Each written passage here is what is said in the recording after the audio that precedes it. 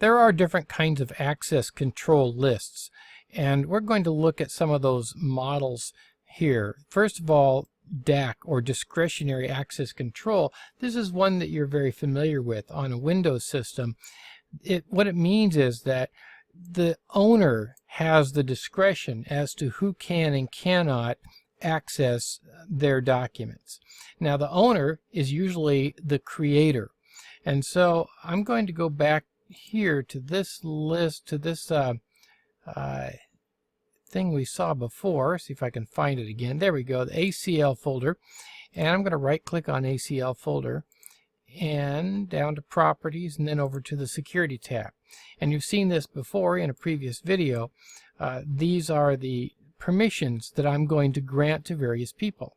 If I click advanced, you're looking here at the access control list for the permissions for this particular folder.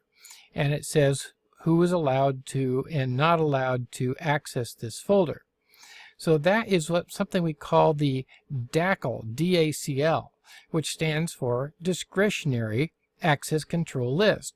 And notice that me, as the creator of this folder, have control over who can and cannot access this folder.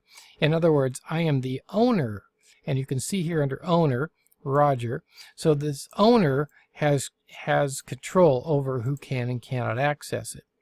And by the way, there is something else here. If you look on this tab, auditing, you'll see, well, I have to be an administrator to get into that, so I'll go ahead and click continue because I am an administrator, and besides, I'm the owner of this. This is the SACL, or System Access Control List, and the SACL has to do with auditing. What kind of audit is going to take place? So I'm just going to click add here, and it says select a principal, so I'll select users. And we'll check names, sure enough, Redwood users, and I'm going to go ahead and just click everything there, and I'm going to change this to fail and then click OK.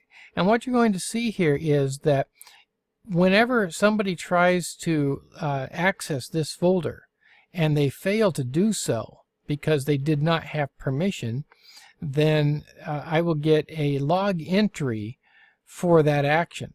So this is one way that we can manage our auditing, is to set up a SACL for any folder or file or server or whatever, and then logging will take place depending on what we do.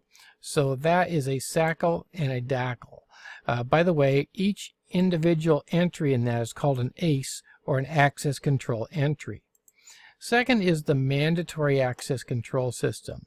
You're used to seeing these in military and government and movies and so forth. Unless you have top secret clearance, you can't see top secret documents, for example. There's also usually an additional tag that has to do with relevance, whether or not you're allowed to see something. Let's take a look here at a mandatory access control system, or MAC, in Windows. Now, it's actually, in Windows, it's actually a command line tool, and so this is an added piece of software that makes it more viewable. But you can see here that what we have is integrity levels: high, medium, denied, low, and so on. This is something similar to confidential, secret, security, top security, and so on. And so when the user matches that level, their permissions match that level, the same level as the document, then they're allowed to look at that document. And usually they also have to have a second tag that says whether or not they are allowed to see that document. In other words, whether or not they have need to see that particular document. So it's a kind of a double tagging system. There's a third system that we call RBAC. There are actually two RBACs, rule-based and role-based.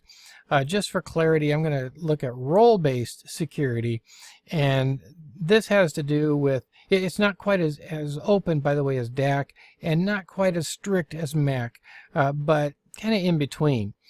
This says, for example, if you are a member of the managers group, then you can access this folder over here. And if you're a member of the payroll group, you can access this folder over here, and so on. Let's take a look at how that's done in Windows, and it's usually done by the server through something we call Windows Security Groups. So here I've got Sales, Production, Orlando Office, Finance, and so on. And then I have various permissions as to what they can and cannot do on the system. And so that would be an example of RBAC with the meaning in that case of a role-based access control.